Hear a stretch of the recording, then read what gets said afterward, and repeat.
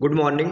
Thumbnail देखकर आप समझ ही गए होंगे कि मैं एक ही वीडियो में आज पूरा का पूरा प्राचीन भारत पढ़ाने वाला हूँ। तो भैया बिना किसी देरी के पढ़ना स्टार्ट करते हैं। तो ठीक है। तो प्राचीन भारत को जानने के स्रोत क्या क्या हैं, हमें कैसे पता चलता है कि हमारे पूर्वज टोनी कक्कर के गानों पे डांस करते थे कि अरिजीत सिंह के।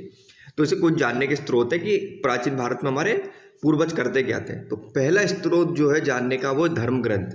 धर्म ग्रंथ में जैसे आ जाएगा आपका वेद आ जाएगा, आरण्यक आ जाएगा, उपनिषद आ जाएगा। ठीक है। फिर आते हैं ऐतिहासिक ग्रंथ। ऐतिहासिक ग्रंथ में क्या होता है, जैसे चचनामा हो गया, गार्गी संहिता हो गई, या अपने कौटिल्य का अर्थशास्त्र हो गया। फिर आते हैं विदेशी वृत्तांत। अब बहुत पहले से भारत घूमने आ रहे हैं लोग, हैशटैग वांडरलस्ट टाइप के लोग, जैसे मेगस्थनीज आया था, फायान आया था, हुएनसांग आया था। इन्होंने जो भी अपनी जाके इंस्टाग्राम स्टोरी पे लिख दिया वो हो गया हिस्ट्री। ठीक है। चौथा पुरातत्व संबंधी साक्ष्य। पुरातत्व संबंधी साक्ष्य में क्या जाएगा, जैसे महल, गुफा। ठीक है। अब आगे बढ़ते हैं। सबसे पहला जो हमारा वेद आता है, मतलब सर्व प्राचीन ग्रंथ है वेद। और वेदों की संख्या कितनी है? चार। चार में कौन कौन से हो जाएंगे? ऋग्वेद, सामवेद, यजुर्वेद और अथर्ववेद। अब वेदों के संकलनकर्ता कौन है, किसने भैया इनको कंबाइन करा था? तो सीधी सी बात है, तो वेद का वेद व्यास। हम यूनाइटेड नेशन में अपने निबंधों में बहुत लिखते हैं वसुधैव कुटुंबकम।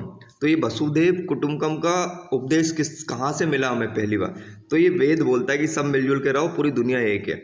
और चारों वेदों को संहिता कहा जाता है। ठीक है, ये पूछ सकता है। चारों वेदों को संहिता कहते हैं। संहिता किसे कहते हैं? तो चारों वेदों को कहते हैं। सबसे पहला वेद जो सबसे पहले लिखा गया था। ठीक है। तो जो ऋग्वेद है वो ऋचाओं का संग्रह है। ऋचाएं मतलब हो गई आपकी, जैसे संविधान में आर्टिकल होते हैं ना, 395 आर्टिकल है उस तरीके की। और 10 मंडल हो गए, मतलब भाग। 10 मंडल, 1028 सूक्त, तो 10,462 ऋचाएं हैं। ये तो नहीं पूछेगा, लेकिन 10 मंडल पूछता है। अच्छा, ऋग्वेद को पढ़ने वालों को क्या कहते हैं? तो ऋग्वेद के पढ़ाकू को कहते हैं अपन होत्र। अच्छा, ऋग्वेद पढ़ते क्यों भैया आज के टाइम में? तो ऋग्वेद से हमें हिस्ट्री के हिसाब से आर्यों के इतिहास की जानकारी मिलती कि आर्य कब इंडिया आए, और आए तो भैया रुके कहाँ, कैसे रहे, क्या करे। फिर एक और अगला पॉइंट, गायत्री मंत्र। ओम भूर्भुवः स्वः तस्मै वितुर्वरेण्यम। ये लगातार हम गाते रहते हैं, कभी कभी स्कूल में भी गाया ही होगा। तो ये गायत्री मंत्र आया कहाँ से? तो गायत्री मंत्र आया था ऋग्वेद के 3rd मंडल से। उसे लिखा किसने था? विश्वामित्र ने। और ये क्यों लिखा? तो सूर्य देवता को समर्पित है, ये पूछ लेगा। अब एक और सवाल। तो हम जानते हैं कि भारत में जाति व्यवस्था है, और जाति व्यवस्था में क्या है? तो ब्राह्मण, क्षत्रिय, शूद्र और वैश्य। तो ये आया कहाँ था? तो ये ऋग्वेद के 10वें मंडल में वर्णित है। याद रखना, ऋग्वेद जो है, जो जाति व्यवस्था है ऋग्वेद की, वो कर्म आधारित है। आगे चल के जब उत्तर वैदिक काल आएगा तब क्या होगी? जन्म आधारित हो जाएगी। ऋग्वेद में अघन्य किसे कहा गया है? तो अघन्य गाय को कहा गया है, गाय जिसे मारा ना जा सके। अघन्य शब्द से अर्थ ये है। वामन अवतार के 3 पगों का आख्यान कहाँ मिलता है? तो वामन अवतार के 3 पगों का आख्यान हमें ऋग्वेद में मिलता है। मतलब जो विष्णु जी का जो अवतार था उसने 3 पग में पूरी दुनिया नाप ली थी। ठीक है। ऋग्वेद में किस देवता का सर्वाधिक बार उल्लेख है? तो इंद्र भगवान का उल्लेख सर्वाधिक बार है, 250 बार। वह 250 बार तो नहीं पूछेगा, बस ये पूछेगा। अच्छा, इंद्र का एक और नाम है पुरंदर। पुरंदर का मतलब क्या होता है? जो किलों को तोड़ दे। और अग्नि का 200 बार है, ये भी नहीं पूछता इतना। ठीक है। अब बात करते हैं यजुर्वेद की। यजुर्वेद में क्या मिलेगा आपको? तो मंत्रों तथा बलि से संबंधित नियम, कि भैया अगर बलि दे रहे हो तो कैसे काटोगे, क्या पूजा मूजा करना है कि नहीं करना। फिर इसके पाठकर्ता को कहते हैं अद्रव्यु, ये पूछ लेता है जोड़ी मिलाने में। और ये गद्य एवं पद दोनों में है। गद्य का मतलब जैसे नोवेल वगैरह होती है ना, कहानी वहानी पढ़ते हो, वो गद्य कहलाता है। और पद होता कविताएं, जो आप प्यार में रहते हो तो शायरी वायरी करते हो आप, वो पद हो जाता है। ठीक है। अब आते हैं सामवेद। बहुत जरूरी है सामवेद से एक क्वेश्चन जो बहुत पूछता है कि ये भारतीय संगीत का जनक है, यहीं से वो सारे गामा पा टाइप चीजें चालू हो गई अपनी जिंदगी में। ठीक है। सामवेद यज्ञ के समय गाए जाने वाली ऋचाओं का संकलन, वो ठीक है। इसके पाठकर्ता को क्या कहते हैं? उद्राद। और ये इसका संकलन ऋग्वेद पर आधारित है। अब आते हैं अथर्ववेद पर। अथर्ववेद के रचनाकार नाम से जिक्र है, अथर्वा जी है। ठीक है। अथर्ववेद कन्याओं के जन्म की निंदा करता है। अगर आप निबंध लिखो ना कभी वुमेन एम्पावरमेंट पे, तो इस वाले पॉइंट को लिख सकते हो कि हमारा हिस्टोरिकल फैक्ट कहाँ से चालू हुआ, ठीक है, अगर आप बुराई कर रहे हो, ठीक है। इसमें अथर्ववेद में अंधविश्वासों की बात करेगी कि अगर बुखार आ जाए तो कैसे झाड़ फूक करके ठीक किया जा सकता है, ठीक है।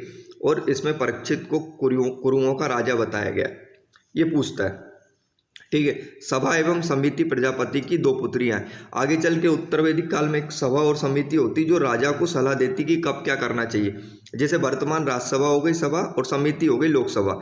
सभा में क्या होता है, जो वरिष्ठ जन होते हैं, जो जिनको ज्ञान रहता है, उनकी एंट्री होती है। समिति लोकसभा में जैसे लोग होते हैं आजकल, ठीक है। अब आते हैं, ये हो गया हमारे वेद खत्म। अब आते हैं ब्राह्मण ग्रंथ। ब्राह्मण ग्रंथ किसे बोलते हैं, तो वैदिक संहिताओं की व्याख्या, मतलब जो 4 वेद है ना, अब उनकी व्याख्या करी गई है, तो वो ब्राह्मण ग्रंथ कहलाते हैं। ये गद्य में लिखे गए, गद्य में, समझ गए, मतलब व्याख्या कर रहे हैं तो जैसे नोवेल स्टोरी टाइप के। तो ऋग्वेद का ब्राह्मण ग्रंथ हो गया ऐत्रेय कोशितकी, यजुर्वेद का तैत्तिरीय, सामवेद का पंचविश और अथर्ववेद का गोपथ। ये पूछा था एक बार परीक्षित के बाद बिंबिसार पूर्व इतिहास की जानकारी हमें ब्राह्मण ग्रंथ से मिलती है। अब अरण्यक, अरण्यक के नाम में ही छुपा है। अरण्य का मतलब अगर संस्कृत में है तो अरण्य का मतलब होता है जंगल, तो जो जंगल में जाके लिखे गए। तो इसमें क्या मिलेगा आपको, यज्ञ से जुड़े कर्मकांडों की दार्शनिक व्याख्या अरण्यक में, ठीक है। फिर उपनिषद, उपनिषद, उपनिषद दार्शनिक ग्रंथ है। ये पूछेगा आपसे कि उपनिषद क्या है, तो दार्शनिक ग्रंथ है। इसमें शरीर, ब्रह्मांड, आत्मा और ब्रह्म की व्याख्या करी गई है। उपनिषदों की कुल संख्या कितनी है, 108। और पुराणों की संख्या कितनी है, कमेंट करके बताइए मुझे। मैत्रेयी संहिता, स्त्री की तुलना जुआ एवं शराब से की गई है। किस, ये सवाल पूछेगा, किस ग्रंथ में स्त्री की तुलना जुआ एवं शराब से की गई है, तो मैत्रेयी संहिता में की गई है। शतपथ ब्राह्मण में स्त्री को पुरुष की अर्धांगिनी कहा गया है, ठीक है, ये पूछ लेगा। अर्धांगिनी, लथपथ, लथपथ जिंदगी लथपथ। जावलो उपनिषद, जावलो उपनिषद में 4 आश्रमों का उल्लेख किया गया है। 4 आश्रम कौन कौन से हो गए आपके, मुझे बताओ भैया कमेंट करके, फिर मैं थोड़ी देर बाद आपको बताता हूँ। मनुस्मृति, मनुस्मृति एक क्या था, सबसे प्राचीन स्मृति ग्रंथ है और ये शुंग काल का मानक ग्रंथ कहा जाता है। ये राजनीतिक ग्रंथ है, ठीक है। अब वेदांग, वेदों की, चारों वेदों की भली भांति समझने हेतु रचना की गई है कि भैया उसमें क्या क्या लिखा है वेद के अंदर, उनकी डेफिनेशन दी गई कि ये इसका मतलब ये है। तो कुल 6 वेदांग है। वेदांगों कौन कौन से, शिक्षा, कल्प, निरुक्त, व्याकरण, छंद और ज्योतिष। ये पूछेगा टोटल वेदांग कितने हैं, तो 6। शिक्षा से क्या होगा, आप शुद्ध उच्चारण कैसे बोलना है, जो कि मेरा खराब है शुद्ध उच्चारण, जिस पर काम कर रहा हूँ। कल्प क्या है, कर्मकांड है। निरुक्त, शब्दों की व्युत्पत्ति कैसे हुई, कैसे कोई वर्ड चालू हुआ। व्याकरण है। छंद है और ज्योतिष है। पुराण, ये आ गया देखो पुराण। तो पुराण जो बहुत सारे आजकल टीवी पे कर ही रहे हैं, तो पुराणों के रचयिता कौन है, लोमहर्ष और उग्रस्वा, ये पूछ लेगा। पुराणों की कुल संख्या 18 है। मत्स्य पुराण सबसे प्राचीन पुराण है, और ये अब आप लिख सकते हो निबंध में। शूद्रों को पुराणों को सुनने की अनुमति नहीं थी। अगर वो अब हम देखेंगे बौद्ध, जैन एवं अन्य साहित्य जो और लोगों ने लिखे, ठीक है। तो जातक ग्रंथ क्या थे, जातक ग्रंथ से हमें भगवान बुद्ध की पूर्व जन्म की कहानी मिलती है। अच्छा, जातक ग्रंथ में ये बताया गया है कि जो बौद्ध भगवान होते हैं उनका जन्म मनुष्य और पशु दोनों योनि में हो सकता है, ठीक है। कथावस्तु, कथावस्तु हीनयान का धार्मिक ग्रंथ है। हीनयान और महायान बौद्ध धर्म के 2 संप्रदाय थे, ठीक है।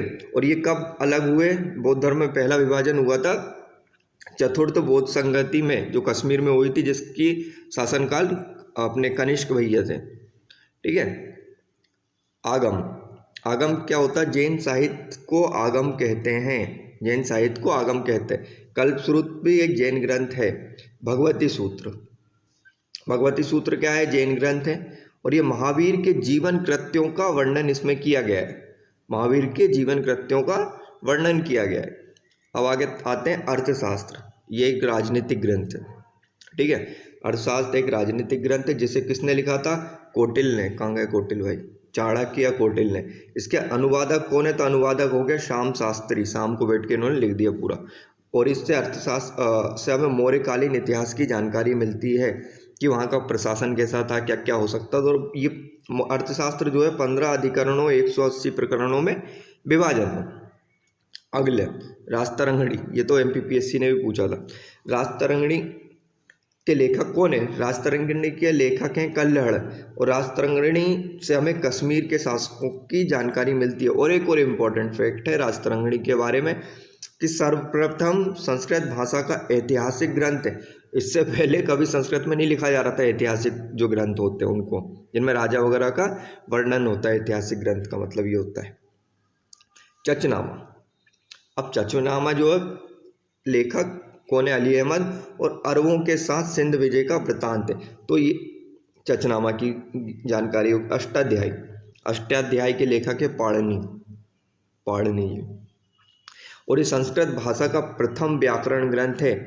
ठीक है, निम्नलिखित में से संस्कृत भाषा का प्रथम व्याकरण ग्रंथ कौन है? अर्थशास्त्र, अष्टाध्यायी, इस तरीके से ये सवाल पूछ सकता है। और इसमें हमें जानकारी मिलती है मौर्यकालीन और मौर्य पूर्व की जानकारी मिलती है। अब आते हैं गार्गी संहिता। गार्गी संहिता, गार्गी संहिता के लेखक कौन है? रचनाकार कौन है? तो कात्यायन। और ये क्या है? ज्योतिष ग्रंथ। तुम्हारा देख के भविष्य बता देंगे तुम्हारा MPPSC प्री निकलेगा कि नहीं निकलेगा, तुम्हारे ग्रह इधर उधर तो नहीं हो रहे हैं। ठीक है, तो ये गार्गी संहिता ज्योतिष ग्रंथ है। भारत पर यवन आक्रमण की जानकारी का वर्णन हमें किस ग्रंथ से मिलता है? तो गार्गी संहिता से मिलता है। अब आगे आते हैं महाभाष्य। तो जो महाभाष्य है इसके लेखक हैं पतंजलि। ये पतंजलि आगे चल के योग दर्शन देंगे। ये अपने रामदेव बाबा वाला पतंजलि नहीं है ये। ठीक है, महाभाष्य से शुंग काल की जानकारी मिलती है। और जो पतंजलि थे पुष्यमित्र शुंग के पुरोहित थे। अब ये आगे भी है हैशटैग वांडरलस्ट वाले लोग जो आए और यहाँ पे घूम घूम के गए। तो पहला आया था एक यूनानी रोमन लेखक, पहले देखेंगे टेशियस। ये ईरान का राजवेद था, झोला छाप इंडिया घूमने आया था। सबसे जरूरी हेरोडोटस, ये पूछ लेगा हेरोडोटस को क्या होता है? इतिहास का पिता कहा जाता है। यहीं से इतिहास लिखने का चालू करा उसने। हिस्टोरिका इसकी फेमस बुक है। और भारत फारस संबंधों का वर्णन किसने किया था? तो हेरोडोटस ने कहा था। हेरोडोटस की पहली बुक का नाम क्या है? हिस्टोरिका। अब सिकंदर के साथ, सिकंदर आएगा आगे चल के साथ आने वाले लेखक कौन कौन थे? नियार्कस, आनेसिक्रिटस और ऑरिस्टोबुलस। ठीक है, अब मेगास्थनीज, ये तो पूछता है मेगास्थनीज। तो ये सेल्यूकस निकेटर का राजदूत था। और इसकी फेमस पुस्तक कौन सी है? पुस्तक है इंडिका। और ये चंद्रगुप्त मौर्य के दरबार में आया था। चंद्रगुप्त मौर्य के दरबार में कौन सा यात्री आया था? तो चंद्रगुप्त मौर्य के दरबार में मेगास्थनीज आया था।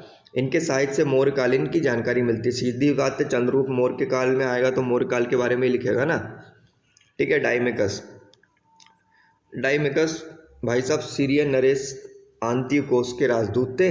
और डाइमेकस, हम डाई करते हैं तो एक छोटे छोटे पॉइंट समझ लेना। तो इसे बिंदु के दरबार में आया था। इससे मौर्यकालीन की जानकारी मिलती है। फिर आते हैं डायनोसियस मिस्र के राजा टॉलमी फिडेल्फस का राजदूत था। और ये किस काल में आया था? अशोक के काल में।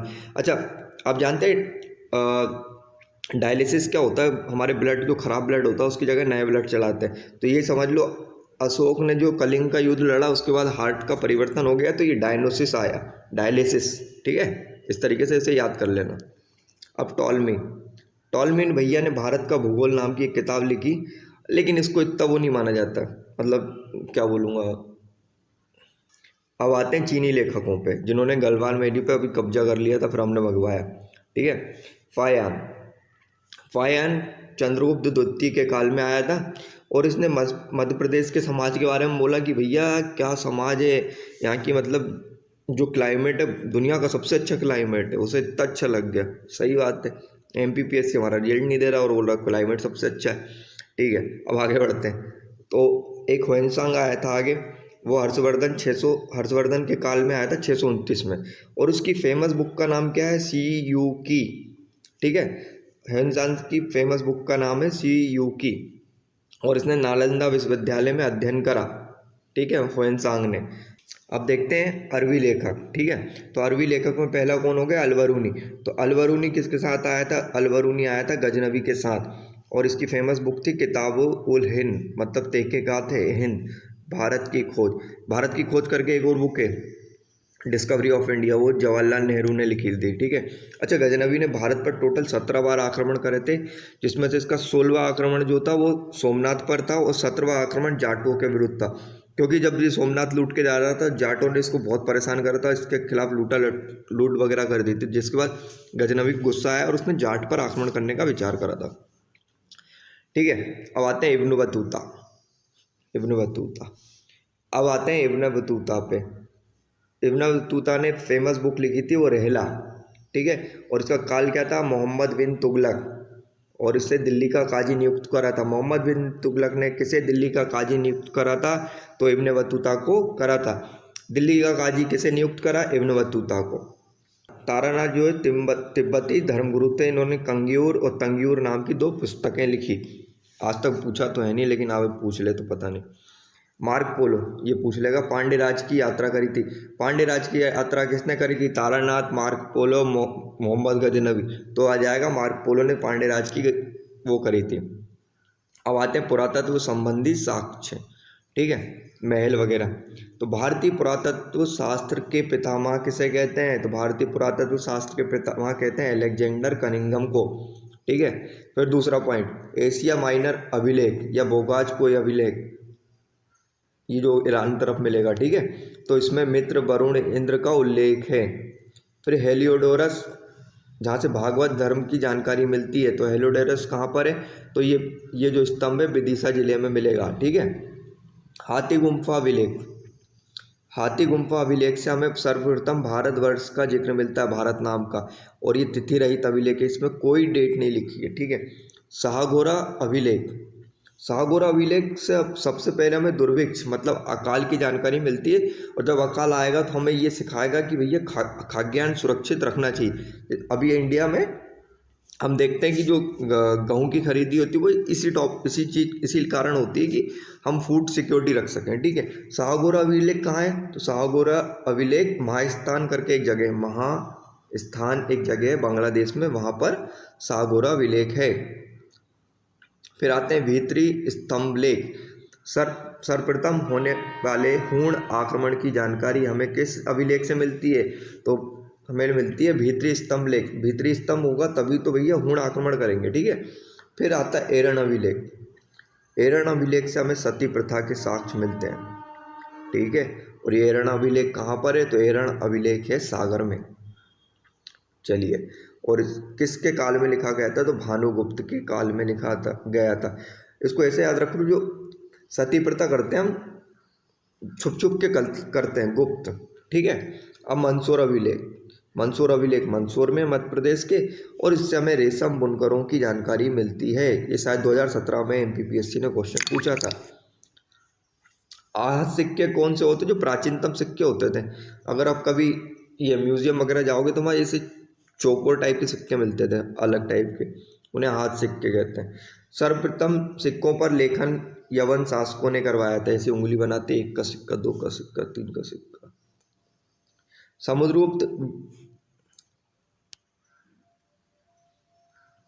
अगला, समुद्रगुप्त की वीणा बजाते हुए की मुद्रा है, तो कौन सा शासक वीणा बजाता, तो समुद्रगुप्त बजाता था, ठीक है।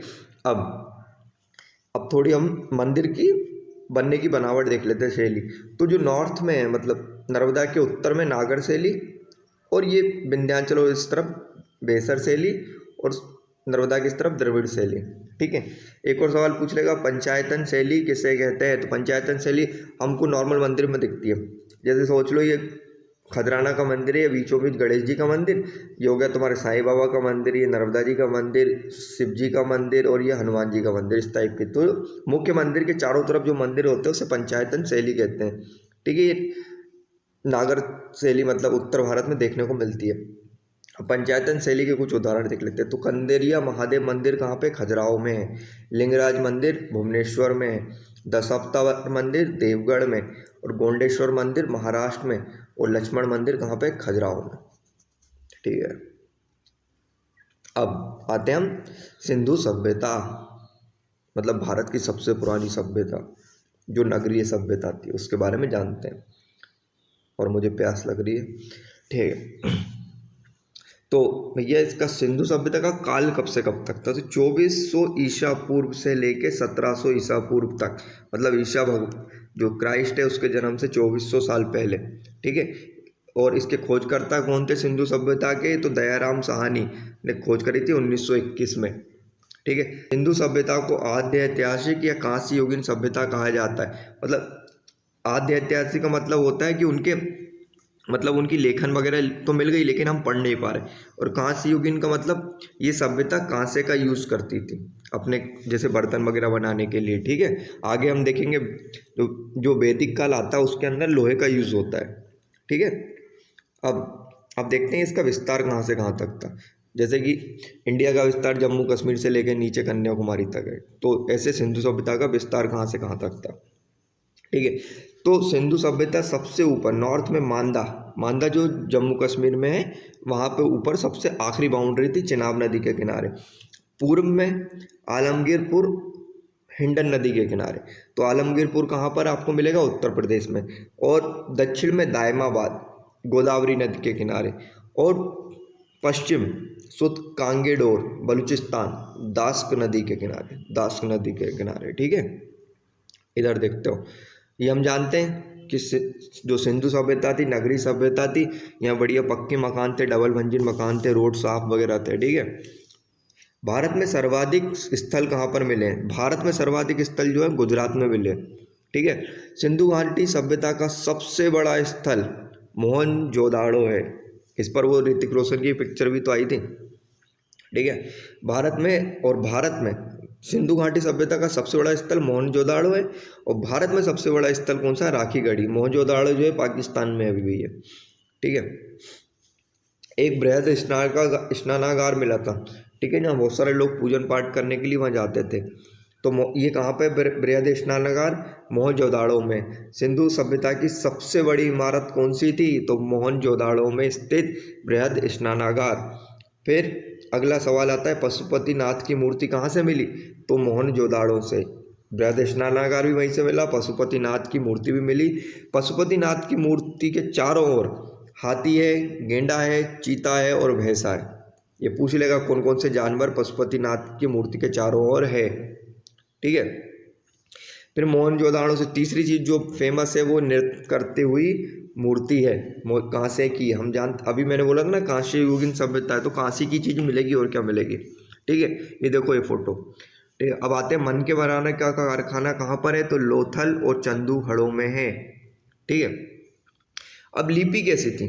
जैसे ये अभी जो आप पढ़ रहे हो ये कैसी देवनागरी लिपि, तो उनकी लिपि क्या थी? तो वो भाव चित्रात्मक बनाते थे। मतलब जैसे उन्होंने ये गोला बना दिया तो इसका मतलब हो गया कि ये दुनिया है, एक लाइन खींच दी तो इसका मतलब कुछ और। इस तरीके की भाव चित्रात्मक।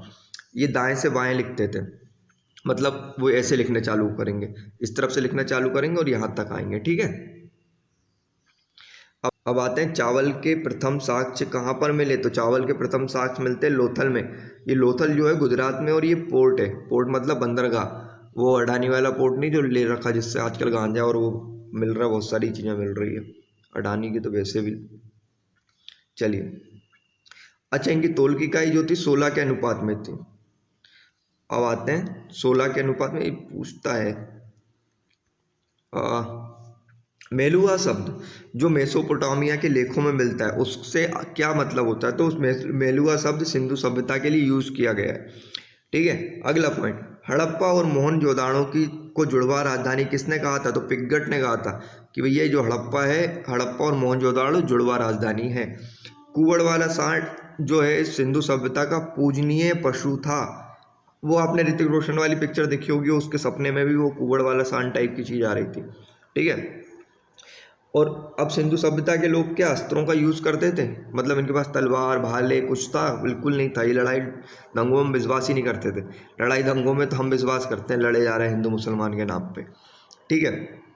टेराकोटा, टेराकोटा जो है आग में पकी मिट्टी को टेराकोटा कहते हैं, ठीक है, जो आज भी हम बनाते हैं ना आग में पकी मिट्टी।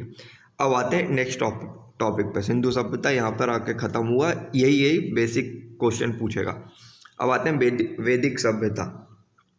तो वैदिक सभ्यता को हम दो भागों में बांटते हैं, एक है ऋग्वैदिक काल और दूसरा होता है उत्तर वैदिक काल। तो ऋग्वैदिक काल का टाइम पीरियड क्या है, 1500 से 1000 ईस्वी, और उत्तर वैदिक काल हो गया 1000 से 600 ईस्वी। ऋग्वैदिक काल की जानकारी हमें ऋग्वेद से मिलती है, उत्तर वैदिक काल की हम जानकारी मिलेगी यजुर्वेद, सामवेद और अथर्ववेद से। ठीक है, तो भैया अब हम देखते हैं ऋग्वैदिक काल की कुछ जानकारी। तो जो वैदिक काल है, वैदिक काल है का निर्माण किसने करा था, आर्यों द्वारा किया गया था। जस्ट इससे पहले सिंधु सभ्यता थी, वो नगरीय सभ्यता थी। जैसे ही वैदिक काल आता है ये हो गई ग्रामीण सभ्यता। ये जानने वाली बात है कि ऐसा क्या हो गया भैया कि वैज्ञानिक बोलते हैं कि बाढ़ आई, भूकंप आई, इस कारण सिंधु घाटी सभ्यता अचानक से खत्म हो गई। ठीक है, लेकिन इसके कोई प्रमाण नहीं मिले अभी तक। आर्यों की भाषा कौन सी थी, संस्कृत थी, ये संस्कृत बोलते थे। अगला पॉइंट, ऋग्वेद के 7वें मंडल में दशराग युद्ध का वर्णन मिलता है। ये बार बार पूछेगा कि दशराग युद्ध का वर्णन कहाँ मिलता है, तो ऋग्वेद के 7वें मंडल में मिलता है। और किस किस के बीच हुआ था, तो सुदास वर्सेस 10 जनों के मध्य हुआ था, जिसमें सुदास जीत गया। ठीक है, हम पहले ही देखिए आज चतुर्वर्ण समाज का वर्णन कहाँ मिलता है, ऋग्वेद के 10वें मंडल में मिलता है। सभा और समिति राजा की सलाहकार हुआ करती थी। सभा से श्रेष्ठ वर्ग और सामान्य जनता समिति में आती थी। सभा मतलब वर्तमान राज्यसभा और समिति मतलब लोकसभा। अब आर्यों की प्रशासनिक इकाई और देख लेते हैं। तो सबसे नीचे होता है कुल, जो आज भी हम कुल बोलते हैं ना, मैं इस कुल का हूँ। फिर कुल से बनता है ग्राम, फिर ग्राम से बनता था विश्व, और विश्व के बाद बनता था जन, और फिर जन से सबसे आखिरी में राष्ट्र। तो पूछ लेंगे कुल का प्रधान कौन था, तो कुलुप था। ठीक है, ग्राम का ग्रामीणी, और विश्व का विश्वपति, और जन का राजन। ये तो थोड़ा वैसे ही लग रहा है, बिना देखे तुम बना ही दोगे। ठीक है, अब जैसे वर्तमान में कैबिनेट होती ना, तो उसी तरीके के रत्नी करके एक ग्रुप था। तो रत्नी क्या होता था, जिसमें सूत था, रथकार था और कम्मादी नामक बहुत सारे अधिकारियों का ग्रुप था। तो इसमें कुल अधिकारी कितने थे, टोटल 12 अधिकारी थे। अब कुछ अधिकारी देख लेते हैं। तो पुरुष कौन है, दुर्गपति, जो दुर्ग की रक्षा करता है। उग्र कौन है, उग्र अपराधियों को पकड़ने का कार्य करता था, मतलब पुलिस तरीके का आज का। स्पर्श मतलब जनता के स्पर्श में रहना, चिपके रहना। तो कुछ कौन चिपका रहता है, गुप्तचर। वाजपति कौन है, तो गोचर भूमि का अधिकारी। अब आते हैं, गार्गी एक बहुत फेमस दार्शनिक थी, लेडी थी। उन्होंने याज्ञवल्क्य को बोला, आ जाओ अपन धर्म पर चर्चा करते हैं। तो याज्ञवल्क्य को वाद विवाद की चुनौती किसने दी थी, तो गार्गी ने दी थी। अमाजू किसे कहा जाता था, अमाजू अविवाहित स्त्री को कहा जाता था, जो जिंदगी भर शादी नहीं करती थी। परमाणुवाद के जनक कौन है भारत में, तो परमाणुवाद के जनक कणाद है। देख रहे हो, हम मतलब वैदिक काल में जानते थे कि परमाणु सबसे छोटी इकाई। ठीक है, अब आते हैं श्याम अयश। श्याम अयश किसे कहा जाता था, लोहे को कहा जाता था, जिसे आर्यों ने खोजी थी। अच्छा, वैदिक सभ्यता में हम देख चुके हैं, वो कांस्य युगीन सभ्यता थी। लोहित अयश तांबे को कहा जाता था। ऋग्वैदिक काल की सबसे पवित्र नदी कौन सी है, तो ऋग्वैदिक काल की सबसे पवित्र नदी है सरस्वती, जो हरियाणा में अंडरग्राउंड बह रही है, ऐसा लोग मानते हैं। सबसे अधिक बार उल्लेख किस नदी का हुआ ऋग्वैदिक काल में, तो ऋग्वेद में सबसे अधिक बार सिंधु नदी का उल्लेख हुआ। ठीक है, चलिए अब उत्तर वैदिक काल के बारे में जानते हैं। तो उत्तर वैदिक काल में जो आडंबर वगैरह है ना, वो बढ़ गए। तो जैसे एक राष्ट्रीय यज्ञ आ गया, तो जब भी राजा क्या होता था, अपना राज्याभिषेक करवाता था, तो तब ये यज्ञ करता था। फिर उत्तर वैदिक काल में हम देखते हैं गोत्र का उदय हो गया। ये पूछ लेगा गोत्र का उदय कब हुआ, उत्तर वैदिक काल, ऋग्वैदिक काल, सिंधु सभ्यता और किसी काल में, तो कब हुआ, उत्तर वैदिक काल में। जाति व्यवस्था जन्म आधारित हो गई। हम देख रहे थे ऋग्वैदिक काल में क्या होता था, कर्म आधारित थी, मतलब जो कर्म करोगे आप वो आपकी जाति हो जाएगी। उत्तर वैदिक काल में हल किसे कहा जाता, तो सिरा को हल कहा जाता था, और हल रेखा को सीता कहा जाता था। ठीक है, गायत्री मंत्र जो हमने देखा था ऋग्वेद के 3रे मंडल में, उसका वर्णन था। उसे लिखा किसने था, तो विश्वामित्र ने लिखा था। कार्य इसका क्या था, तो अनार्य जो लोग थे उन्हें आर्य बनाने हेतु गायत्री मंत्र की रचना की गई थी। अब अगला, सत्यमेव जयते, भारत का हर एक पॉलिटिशियन बिकने के बाद बोलता है कि सत्य की जीत हुई। तो वो सत्य की जीत कहाँ से हुई, तो वो कहाँ से मिला उन्हें ये शब्द, तो मुंडकोपनिषद से मिला, जिसमें मुंडकोप उपनिषद में यज्ञों की तुलना फूटी नाव से की गई थी। पूछ लेगा यज्ञ की तुलना फूटी नाव से किस ग्रंथ में की गई है, मुंडकोपनिषद, छंदों के उपनिषद, इस तरीके के ऑप्शन देकर। तो आपको लगा क्या जाना, मुंडकोप उपनिषद। अब भारत के कुछ फेमस दर्शन, ठीक है, तो देखते हैं। चारवाक दर्शन, चारवाक वो घी पियो उस टाइप के जो फिलॉसफी है।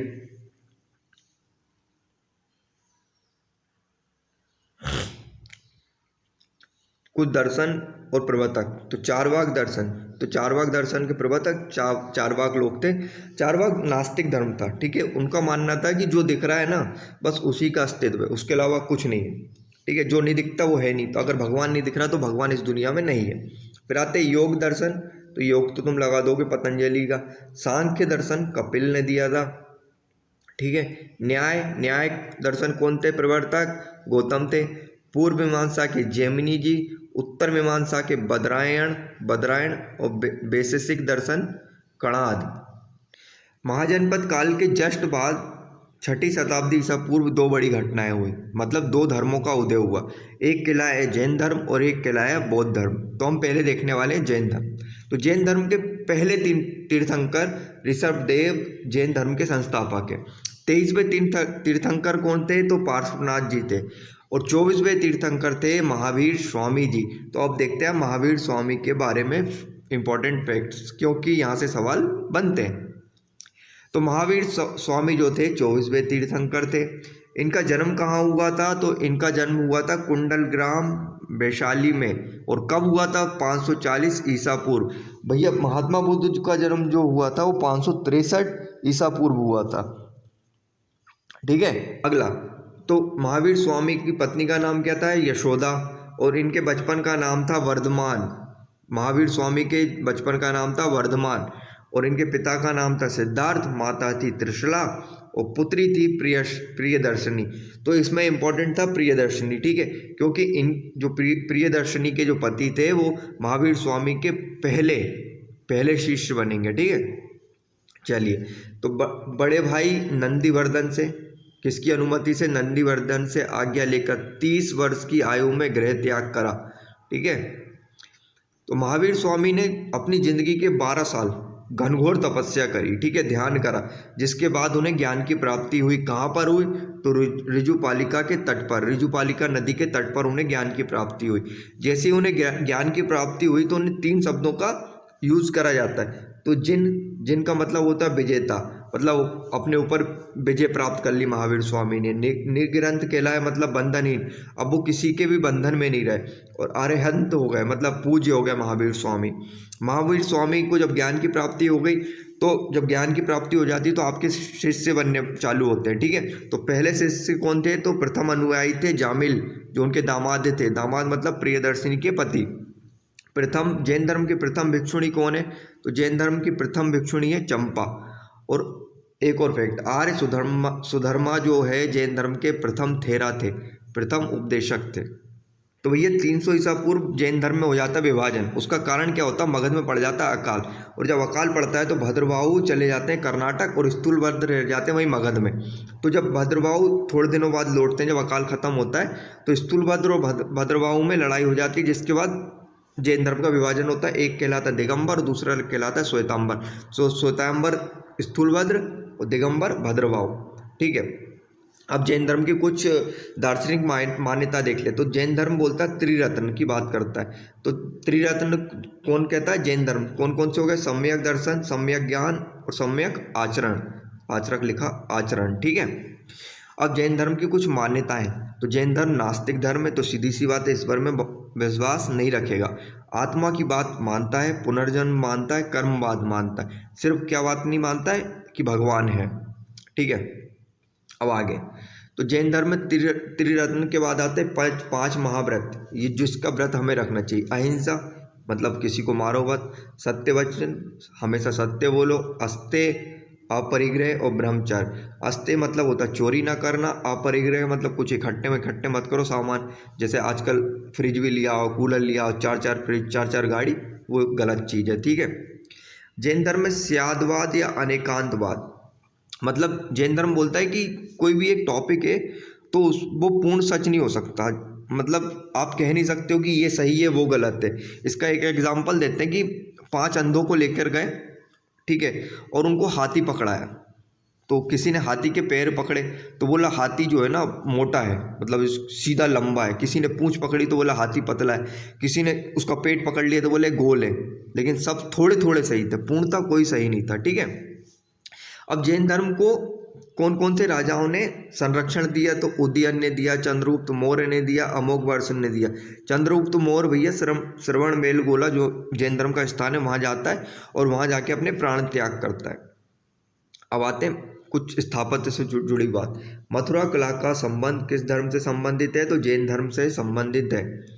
अब कुछ पुस्तकें, तो कल्प सूत्र के रचनाकार कौन है, तो कल्प सूत्र के रचनाकार भद्रबाहु है, जिन्होंने कल्प सूत्र लिखी, जिसमें 24 तीर्थंकरों की बात कही गई, जीवनी लिखी है, ठीक है। सवाल आएगा 24 सवाल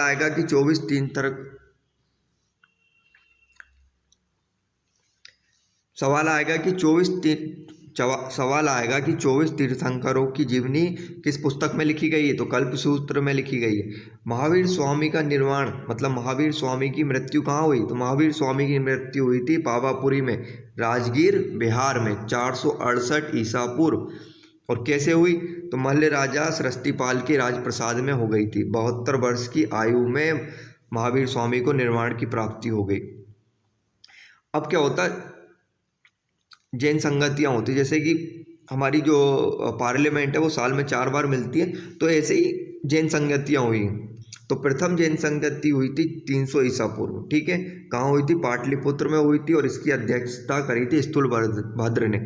और स्थूलभद्र जो है श्वेतांबर संप्रदाय से जुड़े हुए हैं, ठीक है। और द्वितीय बौद्ध संगति हुई थी 6ठी शताब्दी ईसा पूर्व बल्लभी गुजरात में, जिसकी अध्यक्षता करी थी क्षमा श्रवण ने। अब बात करते हैं बौद्ध धर्म की। बौद्ध धर्म की सबसे बड़ी अमूल्य देन जो है वो ध्यान, मेडिटेशन, विपश्यना है। तो बौद्ध धर्म के संस्थापक कौन है भैया, तो बौद्ध धर्म के संस्थापक है गौतम बुद्ध। गौतम बुद्ध को एशिया का ज्योतिपुंज, लाइट ऑफ द एशिया कहा जाता है। तो गौतम बुद्ध का जन्म कब हुआ, तो 563 ईसा पूर्व कपिलवस्तु के लुम्बिनी में हुआ था, ठीक है। पिता कौन है, तो गौतम बुद्ध के पिता शुद्धोधन सांख्य गण के मुखिया थे। माता माया देवी थी। इनकी माँ जो है 13 दिन, मतलब जन्म के 13 दिन बाद ही मर गई थी। तो जिसके बाद सौतेली माँ प्रजापति गौतमी ने इनका लालन पोषण करा।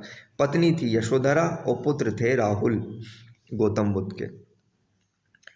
अब गौतम बुद्ध ने ऐसा क्या हुआ था कि घर छोड़ दिया अपना, तो गौतम बुद्ध एक दिन बाहर निकले तो उन्होंने क्या देखी, 4 दृश्य देखे। एक तो बूढ़ा व्यक्ति देखा, बीमार व्यक्ति देखा, शव देखा, एक मरा हुआ इंसान और एक सन्यासी देखा। जिसके बाद उन्होंने डिसाइड करा यार ये दुनिया मेरे काम की नहीं, तो हम चलते हैं कुछ ज्ञान की प्राप्ति करते हो। तो जब ज्ञान की प्राप्ति के लिए वो घर से निकले तो उसे कहा गया महाविनिष्क्रमण। और कब निकले थे, 29 वर्ष की आयु में। घर से निकलने के बाद जो पहला ज्ञान की प्राप्ति हुई, मतलब प्रथम गुरु कौन थे, तो अलार कलाम थे, जिन्होंने सांख्य दर्शन की शिक्षा दी थी। सांख्य दर्शन के प्रवर्तक कौन थे, कमेंट करके बताओ जल्दी से। मैंने अभी थोड़ी देर पहले बताया था आपको, ठीक है। तो 12 वर्ष की तपस्या से महावीर स्वामी को ज्ञान की प्राप्ति हुई थी। उसके जस्ट आधे, मतलब 6 वर्ष की तपस्या से गौतम बुद्ध को ज्ञान की प्राप्ति हो गई। कितनी साल की उम्र में, 35 साल की उम्र में। और कहाँ इनको ज्ञान की प्राप्ति हुई, निरंजना फल्गु नदी के तट पर, निरंजना के तट पर। महावीर स्वामी को ऋजुपालिका नदी के तट पर ज्ञान की प्राप्ति हुई थी। महात्मा बुद्ध को पीपल वृक्ष के नीचे ज्ञान की प्राप्ति हुई थी बैसाख पूर्णिमा के दिन, जिसे बुद्ध पूर्णिमा भी कहते हैं। अब धर्म चक्र प्रवर्तन किसे कहते हैं, तो महावीर स्वामी बोल रहा हूँ, गौतम बुद्ध ने जब पहली बार उपदेश दिए थे ज्ञान प्राप्ति के बाद, तो उसे कहा गया धर्म चक्र प्रवर्तन। कहाँ पे, सारनाथ ऋषिपत्तनम में ज्ञान उन्होंने लोगों को ज्ञान देना चालू करा था। सर्वाधिक उपदेश कहाँ दिए, तो कौशल देश की राजधानी श्रावस्ती में सबसे सर्वाधिक ज्ञान दिए महात्मा बुद्ध ने, उपदेश दिए, ठीक है। जो महात्मा बुद्ध थे उन्होंने जन लोगों की भाषा में बात करी थी, मतलब जो आम लोग जिस भाषा में बात करते हैं, तो पाली भाषा में सर्वाधिक उन्होंने उपदेश दिए। महापरिनिर्वाण, महात्मा बुद्ध के त्याग को मतलब मृत्यु को महापरिनिर्वाण कहा गया। 483 ईसा पूर्व मतलब 80 वर्ष की आयु में महात्मा बुद्ध ने अपने देह को त्यागा था। कहाँ पर? कुशीनारा में, उत्तर प्रदेश में। इनको चुंद द्वारा जहर दे दिया गया था, जिसके बाद उनकी मृत्यु हो गई। अब बात करते हैं बौद्ध धर्म के कुछ सिद्धांतों की। तो त्रिपिटक, और त्रिपिटक तो इनके ग्रंथ है। तो त्रिपिटक में कौन कौन से ग्रंथ आ जाते हैं? विनय पिटक, सूत्र पिटक, अभिधम पिटक। अभिधम जो पिटक है वो दार्शनिक ग्रंथ है, ठीक है। अब मान्यता देखते हैं। तो नास्तिक धर्म, हम जानते हैं कि ईश्वर में विश्वास नहीं है, आत्मा में भी विश्वास नहीं है इनका, लेकिन पुनर्जन्म में यकीन है। तो पुनर्जन्म में बौद्ध धर्म और जैन धर्म दोनों का यकीन है। तो अब आते त्रिरत्न। तो बौद्ध धर्म के 3 रत्न हैं, बुद्ध, धर्म और संघ। भिक्षुक, बौद्ध धर्म में भिक्षुक किसे कहा जाता है? तो जो सन्यासी बौद्ध प्रचारक होते हैं। और उपासक कहा जाता है जो गृहस्थ होते हैं लेकिन बौद्ध धर्म को मान रहे हैं, उन्हें उपासक कहा जाता है। अब देखते हैं बौद्ध सभा। 4 बौद्ध सभा हुई थी, ठीक है। तो प्रथम बौद्ध सभा हुई थी 483 ईसा पूर्व राजगृह में, जिसकी अध्यक्षता करी थी महाकश्यप ने और अजातशत्रु। अरे कहाँ भैया, अजातशत्रु इसके काल में। द्वितीय बौद्ध संगति हुई थी 383 ईसा पूर्व वैशाली में, जिसकी अध्यक्षता करी थी कामी ने और शासनकाल था कालाशोक। तीसरे की अध्यक्षता करी थी मोगलीपुत्तिस ने और शासनकाल था अशोक का। चौथे वसुमित्र अध्यक्ष थे और कनिष्क के शासनकाल में कश्मीर में हुई थी, कुंडलबल में, है ना। अब इसको याद करने का क्या होता है? एम, एस, एम और वी, ठीक है। मतलब महाकश्यप, सवाकामी, मोगलीपुत्तिस और वसुमित्र, ठीक है। अजातशत्रु पहला याद रखना, फिर कालाशोक का अशोक हो गया और कनिष्क हो गया, ठीक है। चौथी बौद्ध संगति में हीनयान और महायान में विभाजन हो गया, ठीक है। अब बौद्ध धर्म के, अरे भैया, बौद्ध धर्म के 4 आर्य सत्य हैं। दुख है, मतलब दुख है भैया दुनिया में। दुख समुदाय, तो दुख समुदाय मतलब दुख के कोई कारण होंगे। अब दुख के कारण है तो कोई ना कोई उपाय होंगे दूर करने के, और दुख के उपाय है तो उन्हें दूर किया जा सकता है। अष्टांगिक मार्ग, दुख से मुक्ति हेतु बौद्ध धर्म में अष्टांगिक मार्ग की बात करी गई है। 10 शील होते हैं, निर्वाण प्राप्ति होते हैं।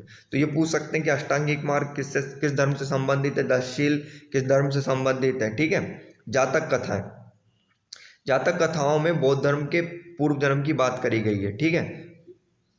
अब आते हैं शैव धर्म की, भगवान शंकर वाले। तो लिंग पूजा का पहला स्पष्ट वर्णन मत्स्य पुराण में मिलता है। ये कोई प्रदीप मिश्रा ने चालू नहीं करा, लिंग पूजा मत्स्य पुराण से चालू होती है। रुद्र की पत्नी के रूप में पार्वती का पहले ही वाल विवरण कहाँ मिलता है? तो तैत्तिरीय और आरण्यक में मिलता है। चलिए अब प्रमुख शैव संप्रदाय को देखते हैं। तो 4 शैव संप्रदाय होते हैं, पाशुपत्य, कापालिक, कालामुख और लिंगायत। तो पाशुपत्य के संस्थापक कौन थे? तो लकुलिस थे, ठीक है। और पाशुपत्य संप्रदाय के जो अनुयायी हैं उन्हें पंचार्थिक कहा जाता है। और अब बात कहते हैं कापालिक के इष्ट देव भैरव थे, केंद्र इनका श्रीशैल था। फिर आता है कालामुख संप्रदाय। तो नर कपाल में भोजन करते हैं, जो मुंडी होती है ना इंसानों की, उसमें भोजन करते थे, शरीर पर भस्म रगड़ते थे, और इनको कहा जाता था महाव्रतधर। चौथा संप्रदाय होता है लिंगायत का जो मेन ग्रंथ है ना, उसे शून्य संपादनी कहा जाता है, और इसके प्रवर्तक कौन थे? तो अल्लभ प्रभु थे।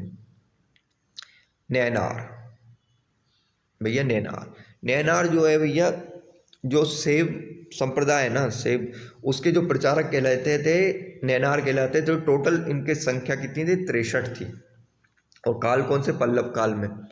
अब देखते हैं एलोरा का कैलाश मंदिर किसने बनवाया? तो राष्ट्रकूट ने बनवाया। राजराजेश्वर मंदिर जो तंजौर में है, जिसे बृहदेश्वर मंदिर भी कहा जाता है, उसे राजराज प्रथम चोल राजा था, उसने इसे बनाया था। अब बात करते हैं वैष्णव धर्म मतलब जिसमें राम भगवान जिसके अवतार हैं, ठीक है। तो पहले प्रवर्तक कौन थे वैष्णव धर्म के? तो कृष्ण थे। वृषण कबीले से कृष्ण आते थे। कृष्ण का प्रथम उल्लेख छांदोग्य उपनिषद में मिलता है। तो कृष्ण का पहला पहला वर्णन कहाँ मिलता है? तो छांदोग्य उपनिषद में मिलता है।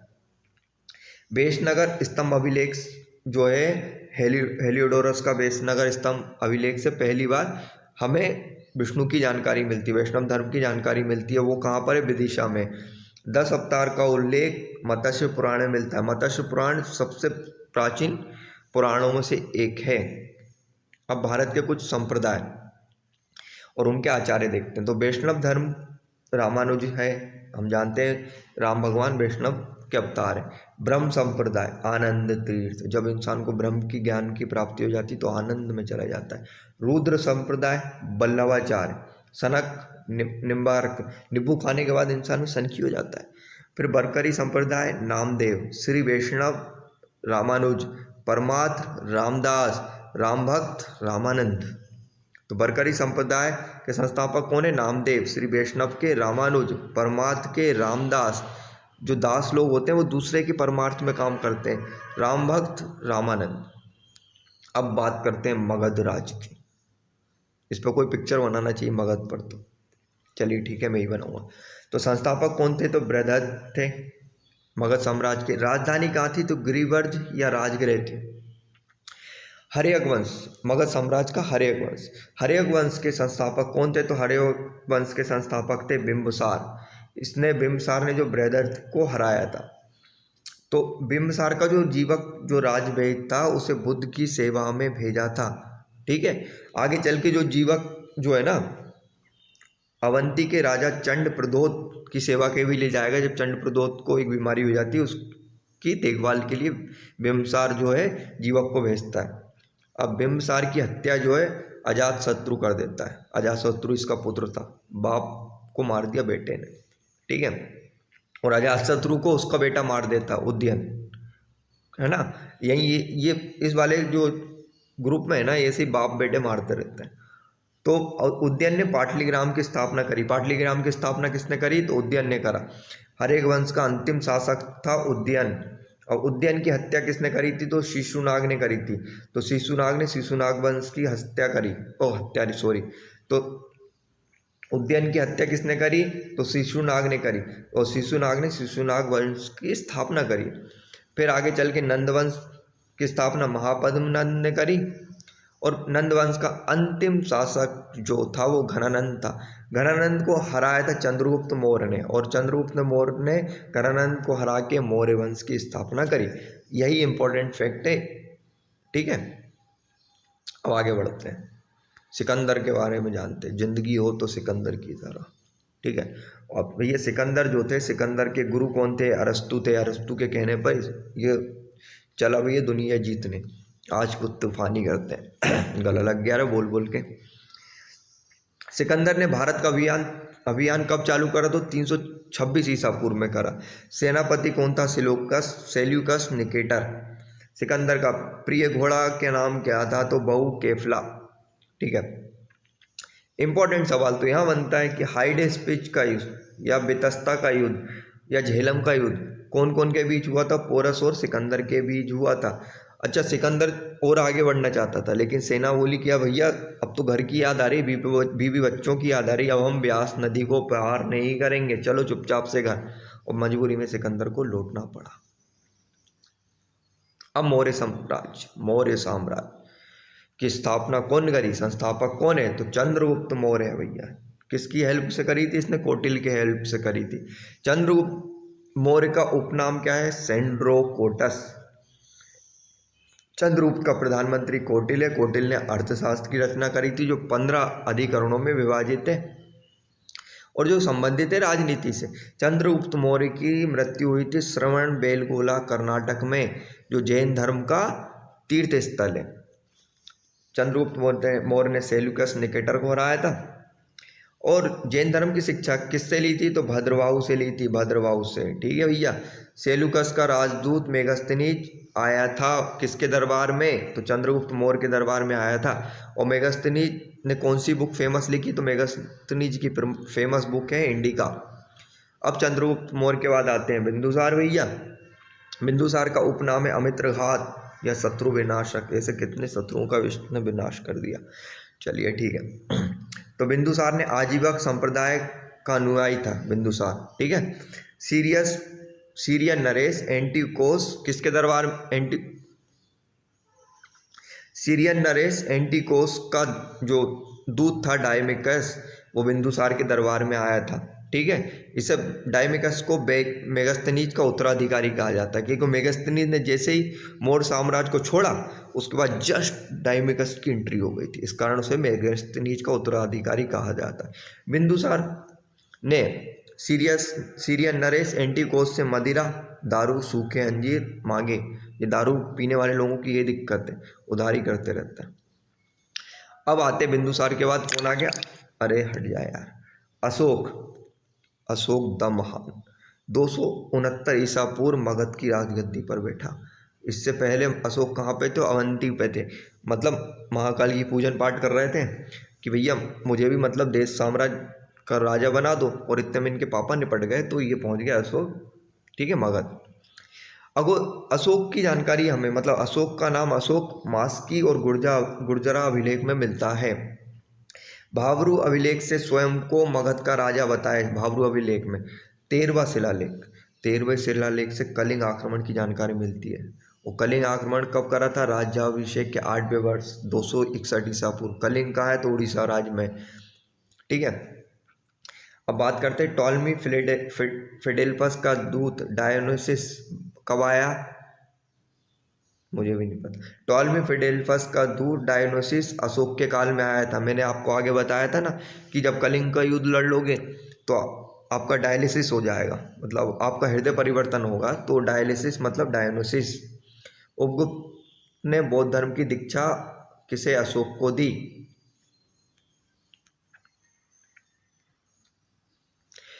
अब आगे 5वां पॉइंट, अहरोर लेख से अशोक के बौद्ध अनुयायी होने की जानकारी मिलती है। यात्रा के राज्याभिषेक के 10वें वर्ष में वो बोध गया और 20वें वर्ष में लुम्बिनी गया। तो पूछ लेगा लुम्बिनी की यात्रा कब करी, तो 20वें वर्ष में करी थी, ठीक है। अशोक ने बराबर की पहाड़ियों में 4 गुफा का निर्माण कराया। ये बराबर की पहाड़ी है, इसमें 4 गुफाओं का निर्माण करवा दिया, जिनके नाम है कर्ज, चौपार, सुदामा और विश्व झोपड़ी। वाह। और आगे चल के है ना, अशोक का जो पौत्र है दशरथ, ठीक है, उसने नागार्जुन गुफा का निर्माण करवाया था। हम जानते हैं कि जो बौद्ध धर्म है वो श्रीलंका, वियतनाम वगैरह, चीन, म्यांमार, इन देशों में फैला। तो इसमें जो श्रीलंका है, श्रीलंका में अशोक ने अपने बेटे और बेटी महेंद्र और संघमित्रा को श्रीलंका भेजा था, ठीक है। अब कुछ इंपॉर्टेंट देख लेते हैं फैक्ट। तो जो शिलालेख है, जो आज भी हम देखते हैं ना, मंदिर के आगे या कोई पुल बनता है तो उसके आगे शिलालेख बनाया था, उद्घाटन बाय फला सीएम। तो वो उसकी प्रारंभकर्ता कौन थे, तो अशोक थे। इसकी लिपि कौन थी, तो ब्राह्मी, खरोष्टी, ग्रीक और अरमाइक। सर्वाधिक जो अभिलेख जो जिस लिपि में लिखे गए वो ब्राह्मी लिपि में लिखे गए।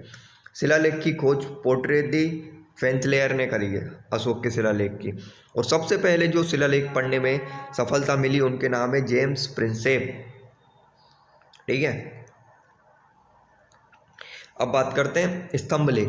अशोक के स्तंभ लेखों की कुल संख्या कितनी है, सवाल पूछेगा तो कुल संख्या है 7, ठीक है भैया। जिनमें से अब देखते हैं इंपॉर्टेंट, हम अभी देख लेते हैं।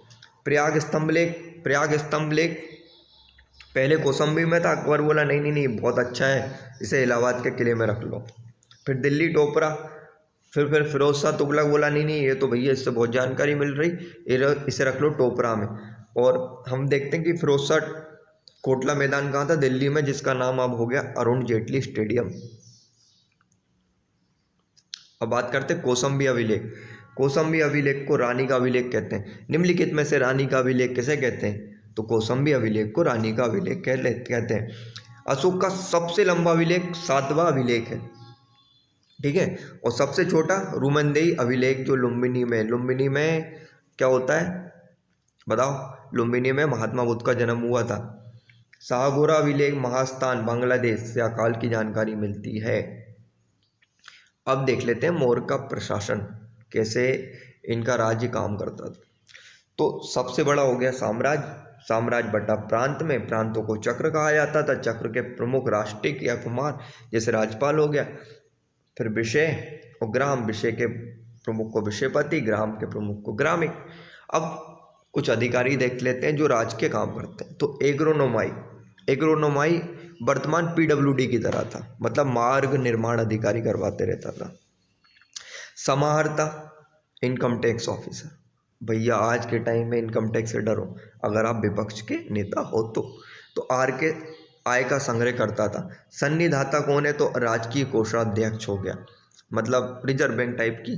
और गूढ़ पुरुष संस्था संचार गुप्तचर कहलाते थे, ठीक है। गूढ़ पुरुष मतलब गुपचुप, संस्था और संचार, ठीक है। सीता भूमि, सरकारी भूमि को सीता भूमि कहा जाता था। मौर्य वंश का अंतिम शासक कौन था? तो बृहदत्त था। बृहदत्त की हत्या कर देगा पुष्यमित्र शुंग, जो इसका सेनापति था, ठीक है। और पुष्यमित्र शुंग क्या करेगा? शुंग वंश की स्थापना कर देगा। शुंग वंश का संस्थापक कौन है? तो पुष्यमित्र शुंग है, जो 2 अश्वमेध यज्ञ कराएगा। अश्वमेध यज्ञ क्या होता था? कोई भी राजा घोड़े लेता था और उसे छोड़ देता था, वो जहाँ जहाँ जाते थे वो दोनों घोड़े उतनी जगह में हो जाएगा उस राजा का राज कब्जा, और जो राजा उस घोड़े को रोकेगा तो फिर पुष्यमित्र शुंग या कोई भी राजा उससे जाके लड़ाई करेगा, ठीक है। और शुंग वंश जाति ब्राह्मण थी शुंगों की। शुंग के बारे में कुछ इंपॉर्टेंट फैक्ट, तो पुष्यमित्र शुंग ने मिलांडर को हराया था, ठीक है। पुष्यमित्र शुंग ने भरूत स्तूप, जो भरूत स्तूप कहाँ पर है? तो सतना जिले में है। शुंग वंश की राजधानी कहाँ है? विदिशा। हम देखते हैं विदिशा में हेलियोडोरस का स्तंभ अभिलेख मिला था, जिससे हमें क्या जानकारी मिलती है? वैष्णव धर्म की, ठीक है। अब और कहाँ गया? और इधर है ना, कुछ चीज़ें बताई। हाँ, तो शुंग वंश का अंतिम शासक देवभूति है। देवभूति की हत्या कौन ने करी? वासुदेव ने। और कर्ण वंश की स्थापना कर दी।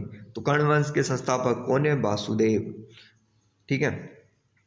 और कर्ण वंश का अंतिम शासक सुशर्मा था। सुशर्मा की हत्या कर दी शिवमुख ने। बस ये जो कर्ण और जो अंतिम शासक वगैरह जो है ना, इनके बस ये 3-4 फैक्ट से क्वेश्चन बनते हैं। इसके अलावा अब बात करते हैं सातवाहन वंश की।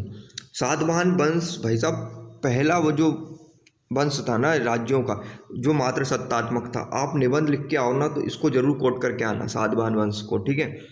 मात्र सत्तात्मक। सातवाहन वंश के संस्थापक कौन है? तो शिवमुख है। राजधानी कहाँ पर है? प्रतिष्ठान, मतलब ये महाराष्ट्र वाला क्षेत्र हो गया ना।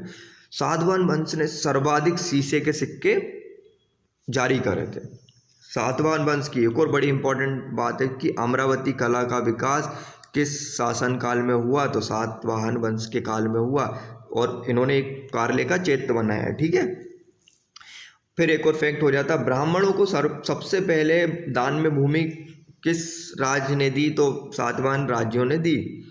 और सातवाहन वंश के राजाओं को दक्षिणापथ के स्वामी, मतलब दक्षिण के स्वामी कहा जाता था। ये खुद को ये कहलाना बहुत पसंद करते थे। अब आते हैं भारत के यवन राज। यवन राज क्या? यवन आक्रमणकारी। तो सबसे पहले हिंद यूनानी आए, शक आए, पहलव आए और कुषाण आए। ये क्रम याद रखना, हिंद यूनानी, शक, पहलव, कुषाण। तो सबसे पहले कौन ने आक्रमण करा? हिंद यूनानी में ड्रेमेटियस ने किया, ठीक है। फिर आता है मिलांडर, हिंद यूनानी में ही। तो मिलांडर के बारे में एक फेमस बात है कि इसने नागसेन से बौद्ध दीक्षा ली। तो मिलांडर ने किससे बौद्ध दीक्षा ली? नागसेन से। और दूसरा है मिनिंदपनो। मिनिंदपनो में आपको क्या मिलता है? तो नागसेन और मिलांडर की बातचीत, ठीक है, बौद्ध धर्म के बारे में। फिर अगला फैक्ट, हिंद यूनानी ने सबसे पहले सोने के सिक्के जारी करे। तो सवाल आ जाएगा, सोने के सिक्के भारत में सबसे पहले कौन ने जारी करे? पहलव, शक, पहलव, हिंद यूनानी। तो हिंद यूनानी ने करे। भारत में जो पर्दा है ना, जो हम नाटकों में देखते हैं, अगर आप कभी एनएचडी गए होंगे या किसी नाट्य का मंचन देखा होगा, तो वहाँ पे जो पर्दे लगे होते हैं उसका पहली बार इंडिया में इंट्रोडक्शन कौन करवाया था? हिंद यूनानियों ने करवाया था। अब बात करते हैं शक। तो शक का पहला राजा था मोह, ठीक है। अगर आपको किसी पे शक पैदा हो जाए तो समझो मौत है फिर आपकी। तो 58 ईसा पूर्व शकों पर विजय होने पर उज्जैन के एक राजा ने विक्रम संवत करके एक संवत का प्रारंभ करा। तो किस पर? 58 ईसा पूर्व विक्रम संवत। फिर एक और शक राजा है रुद्रदमन, ठीक है। रुद्रदमन का एक जूनागढ़ अभिलेख बहुत फेमस है। जो गुजरात में। तो सुदर्शन झील का जीर्णोद्धार करवाया रुद्रदमन ने। इंपॉर्टेंट बात, संस्कृत का पहला अभिलेख, गिरनार अभिलेख किसने लिखवाया था? तो वो लिखवाया था रुद्रदमन ने। ये जरूरी बात थी। अब बात करते हैं कुषाणों की। ठीक है, कुषाण का संस्थापक कौन है? कुजुल कटफिसस। कुजुल कटफिसस ने कुषाण वंश की स्थापना करी थी। कुषाणों की राजधानी थी पुरुषपुर पेशावर, पेशावर मतलब पाकिस्तान। इसका कुषाण वंश का सबसे इंपॉर्टेंट अगर कोई राजा है जहाँ से सवाल पूछे जाएंगे तो वो है कनिष्क। ठीक है, और ये कनिष्क मैंने आपको थोड़ी देर पहले बताया था। कनिष्क के काल में चतुर्थ बौद्ध संगति होती है, जहाँ पर जाके बौद्ध धर्म दो उसमें बढ़ जाता है। ठीक है, हीनयान और महायान, याद है? भूले तो नहीं, रिवीजन हो गया। तो 78 ईसा पूर्व शक संवत की स्थापना करी थी कनिष्क ने। क्यों करी थी? अब कनिष्क ने 78 ईसा पूर्व शक संवत की राज्याभिषेक होने पर शक संवत प्रारंभ करा था।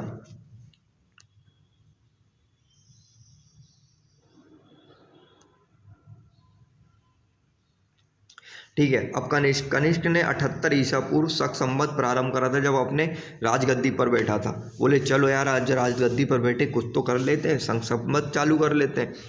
और ये शक संवत भारत सरकार का आधिकारिक कैलेंडर है। ठीक है, मतलब इससे ही मानते हैं। फिर कनिष्क के बारे में देखते हैं। रेशम मार्ग, रेशम मार्ग क्या है? ये इंडिया है, ये चाइना है। यहाँ तिब्बत इस जगह से होकर जो गुजरता है रेशम मार्ग कहा जाता है। तो यहाँ तक कब्जा कर लिया कनिष्क ने। तो रेशम मार्ग पर कब्जा किसका था? कनिष्क का। कनिष्क का राजवैद कौन था? चरक। चरक जो थे राजवैद थे। इन्होंने प्रमुख किताब लिखी चरक संहिता। कनिष्क ने चौथी बौद्ध संगति इसी के काल में होती है, मैं बता चुका हूँ। अब कनिष्क के राज दरबार में एक वसुमित्र करके थे, मतलब ये कवि ववि थे, लेखक थे। तो इनकी फेमस रचना महाविभास सूत्र है। बौद्ध धर्म का विश्वकोश किस ग्रंथ को कहा जाता है? तो महाविभास सूत्र को बौद्ध धर्म का विश्वकोश कहा जाता है, जिसकी रचना वसुमित्र ने करी थी। एक और बात, कनिष्क राज दरबार में अश्वघोष करके एक रचनाकार थे। इनकी फेमस कृति थी बुद्ध चरित, जिसे बौद्ध धर्म की रामायण कहा जाता है। बौद्ध धर्म की रामायण किसे कहा जाता है? तो बुद्ध चरित को बौद्ध धर्म की रामायण कहा जाता है। एक और फेमस हस्ती थे कनिष्क के राज दरबार। देख रहे हो, कनिष्क से अगर मेंस में क्वेश्चन पूछा था, शायद 2017 मेंस में पूछा था कि कनिष्क के राज दरबार में जो साहित्य का काल था, तो ये लिख कर आना था। एक और है नागार्जुन करके। नागार्जुन को भारत का आइंस्टीन कहा जाता है। यार ये कौन सी बात हुई? आइंस्टीन का जन्म नागार्जुन के बाद होता है, तो ये बोलो ना कि अमेरिका का आइंस्टीन किसे, अमेरिका का नागार्जुन किसे कहा जाता है? आइंस्टीन को कहा जाता है। नहीं, उल्टा है। नागार्जुन ने माध्यमिक सूत्र लिखा, जिसमें सापेक्षता का सिद्धांत, अगर आपने क्रिस्टोफर नोलन की इंटरस्टेलर देखी ना, तो उसमें सापेक्षता की बात करेगी, जरूर देखना चाहिए वो। अब जो वासुदेव इस वंश का अंतिम शासक था। अब आते हैं संगम युग। अब एंट्री हो रही है अपने दक्षिण भारत में। संगम युग, संगम क्या होता है? संगम होता है बहुत सारी, जैसे नदियों का संगम होता है ना, तो ऐसे क्या होता था, जो दक्षिण के आर्टिस्ट लोग थे वो इकट्ठे होते थे, तो उसे कहा था संगम काल। ठीक है, तमिल कवियों की गोष्ठी। इसमें कुछ फेमस बुक लिखी गई, यही पूछी जाती है। ठीक है, इंपॉर्टेंट बुक्स। तो पहली बुक है शिल्पाधिकारम। शिल्पाधिकारम के लेखक कौन है? इलांगो। फिर एक और है तोलकप्पियम। तोलकप्पियम पूछा जाएगा, तमिल व्याकरण का ग्रंथ कौन सा है? तोलकप्पियम है। एक है मणिमेखलई। तो मणिमेखलई शीतले सत्तार किताब लिखी मणिमेखलई ने, शीतले सत्तार।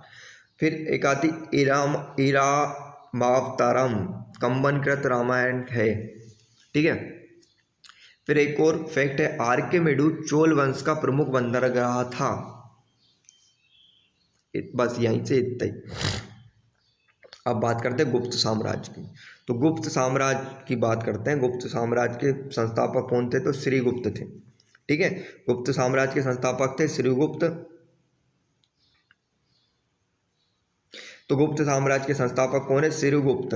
फिर एक और जो राजा है चंद्रगुप्त प्रथम। चंद्रगुप्त प्रथम की उपाधि जो महाराजाधिराज, और चंद्रगुप्त प्रथम के बारे में एक ही फैक्ट जो इम्पोर्टेंट है, जो पूछा जाएगा, वो है गुप्त संवत। तो गुप्त संवत 1319 से 1320 में चालू करा था। फिर एक और राजा गुप्त साम्राज्य के समुद्रगुप्त, जिन्हें बीड़ा बजाना बहुत फेमस था, टिंग टिडिंग टिडिंग। इन्हें भारत का नेपोलियन कहा जाता है। समुद्रगुप्त को ये वीणा वादन करते थे। इनके दरबार का जो एक दरबारी कवि था हरिसेन, जिसने प्रयाग प्रशस्ति लेख लिखा।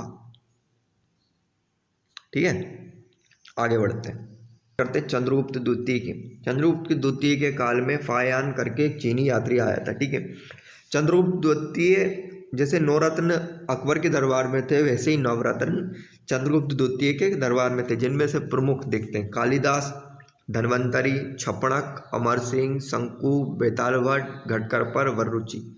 ठीक है, फिर अगला आता कुमारगुप्त।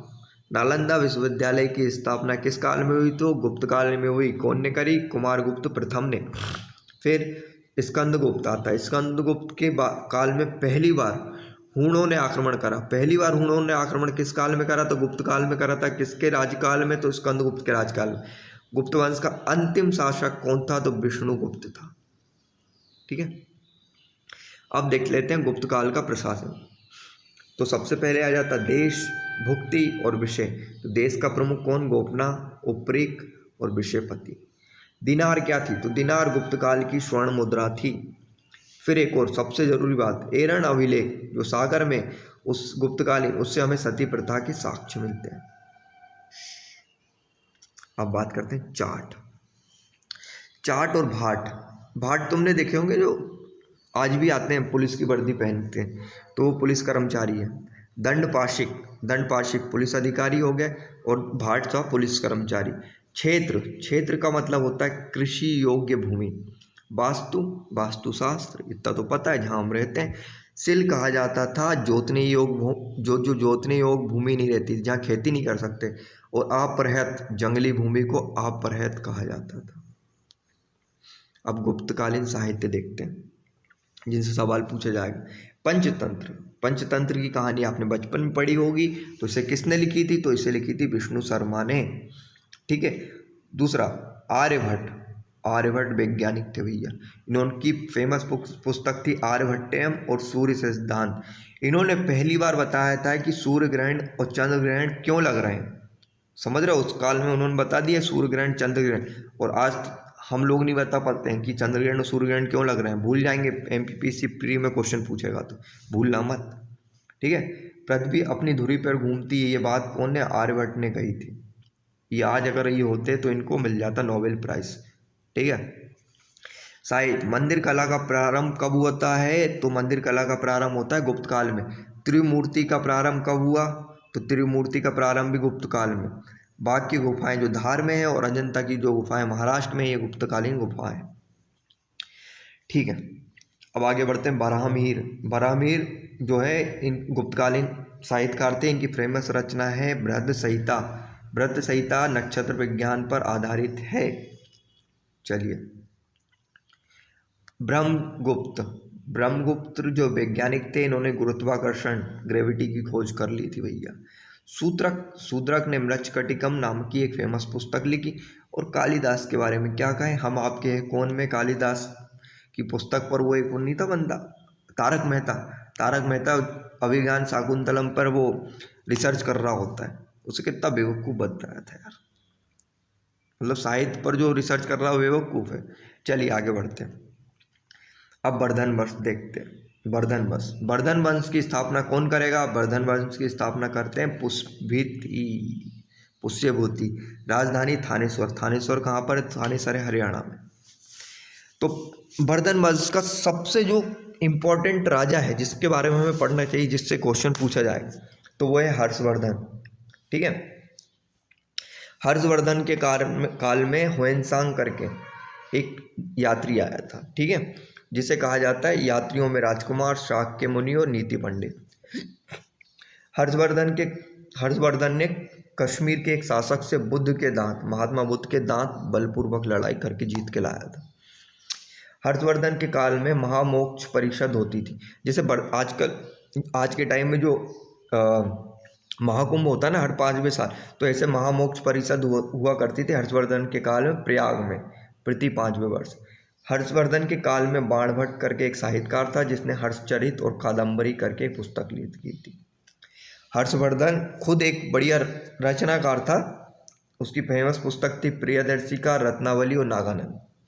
हर्षवर्धन को भारत का अंतिम हिंदू हृदय सम्राट कहा जाता है। अब देख लेते हैं दक्षिण के प्रमुख राजवंश। ठीक है, ये हमारा आज का आखिरी टॉपिक होने वाला है। तो पल्लव राजवंश दक्षिण के। तो पल्लव राजवंश की संस्थापक कौन थे? तो सिंह विष्णु थे। ठीक है, पल्लव वंश की राजधानी कहाँ थी? तो कांची, दक्षिण भारत में। अब जो नरसिंह वर्मन प्रथम पल्लव वंश के प्रथम मतलब पल्लव वंश के फेमस शासक जो थे, उन्होंने एकाश्म या रथ मंदिर का निर्माण करवाया था। तो एकाश्म मंदिर का निर्माण किसने करवाया था? तो नरसिंह वर्मन प्रथम ने। ठीक है, एकाश्म मंदिर या रथ मंदिर की टोटल संख्या कितनी है? तो टोटल संख्या होती है 7। नरसिंह वर्मन की उपाधि जो थी वातापी कोट थी। वातापी कोट किसकी उपाधि थी? तो नरसिंह वर्मन प्रथम की। अब आते हैं नरसिंह वर्मन द्वितीय। ये याद रखना, द्वितीय प्रथम में कंफ्यूज कर देगा वो। तो नरसिंह वर्मन द्वितीय ने कैलाश मंदिर या राज सिद्धेश्वर मंदिर जिसको कहा जाता है, उसकी स्थापना करवाई थी। ठीक है, कैलाश मंदिर या राज सिद्धेश्वर मंदिर से ही दक्षिण कला का प्रारंभ होता है। नरसिंह वर्मन ने महाबलीपुरम में शोर मंदिर का निर्माण करवाया था। ये सारी पिक्चर आपको दिख रही होगी स्क्रीन पर। ठीक है, अगर ये देखोगे तो आपको याद हो जाएगा।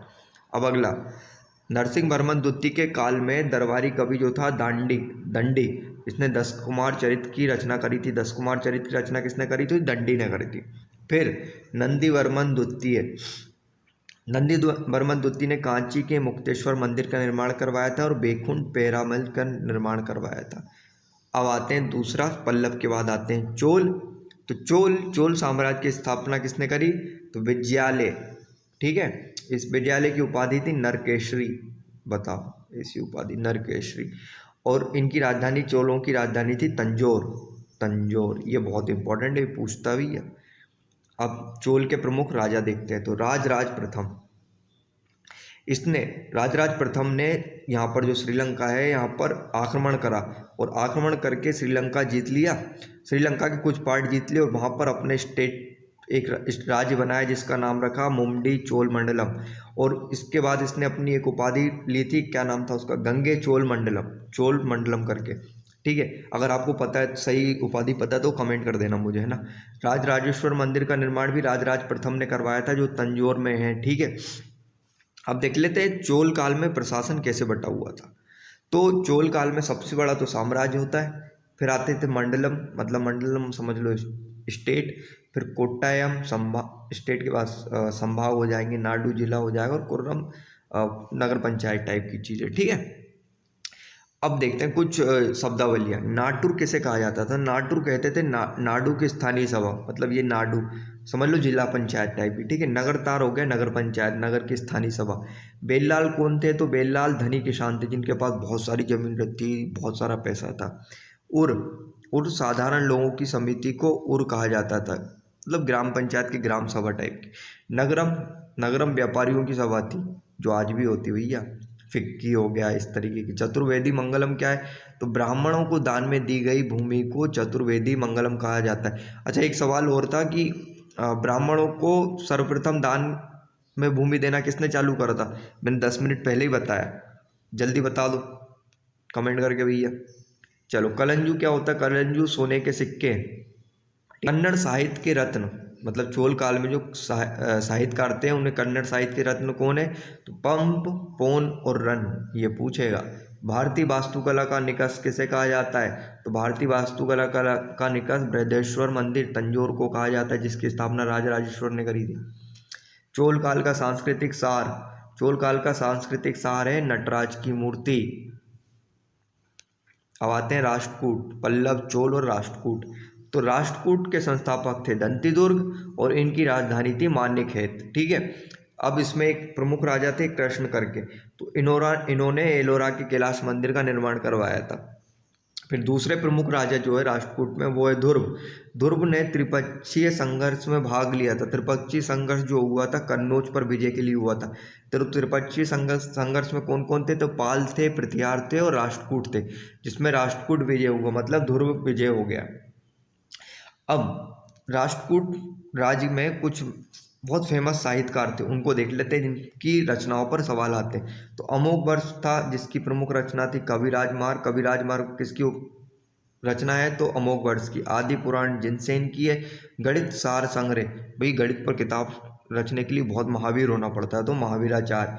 और इंद्र तृतीय के काल में अलमसूदी जी भारत आए थे। अलमसूदी कोई एक यात्री होगा, वो भारत आया था। ठीक है, अब बात करते हैं कल्याणी के चालुक्य। बस यहाँ पे एंडिंग चालू हो गई, अब पिक्चर का क्लाइमेक्स चल रहा है। तो कल्याणी के चालुक्य संस्थापक थे तेलप द्वितीय, और इसकी राजधानी थी मान्यखेत। ठीक है, मिताक्षरा, चालुक्य वंश। मिताक्षरा विज्ञानेश्वर की कृति है, जो हिंदू विधि ग्रंथ याज्ञवल्क्य स्मृति पर व्याख्या है। अच्छा, एक डॉक्यूमेंट्री जो ऑस्कर के लिए नॉमिनेट हुई है, all that breathes, Shashank Sen की डॉक्यूमेंट्री से जाकर देखें। उसमें क्या होता है, जो दो बंदे हैं दिल्ली के, ये चील बचा रहे हैं। चील चील उड़ती है ना, चील। और बिना किसी फंडिंग के पिछले कई सालों से, 15-20 सालों से, बचपन से ये काम कर रहे थे। तो उसी पर एक डॉक्यूमेंट्री बनाई है, बहुत अच्छी है, जाकर देखो। शायद नेटफ्लिक्स पर है और टेलीग्राम पर भी मिल जाएगी। चलिए आगे बढ़ते हैं। अब आते हैं वातापी के चालुक्य वंश। तो वातापी के चालुक्य संस्थापक जो थे जय सिंह थे, और राजधानी कहाँ थी, वातापी। इसी में एक पुलकेशिन द्वितीय करके एक बंदा आता, राजा आता है, जिसने हर्षवर्धन को हराया था। हर्षवर्धन के समय होनसांग आया था, याद है।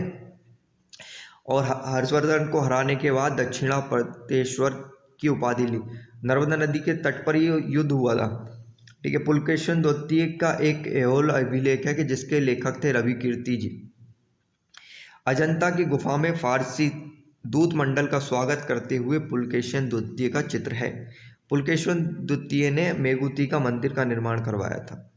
अब आते हैं अंतिम, यही रात अंतिम। ठीक है, तो बेंगी के चालुक्य संस्थापक कौन है। बेंगी के चालुक्य के संस्थापक विष्णुवर्धन थे। यादव वंश के संस्थापक भिल्लम पंचम में, और होयसल वंश के संस्थापक विष्णुवर्धन है। तो होयसल वंश में चेलना केशव का जो मंदिर है, विष्णुवर्धन ने बनवाया था। तो भैया आज के लिए बस इतना ही।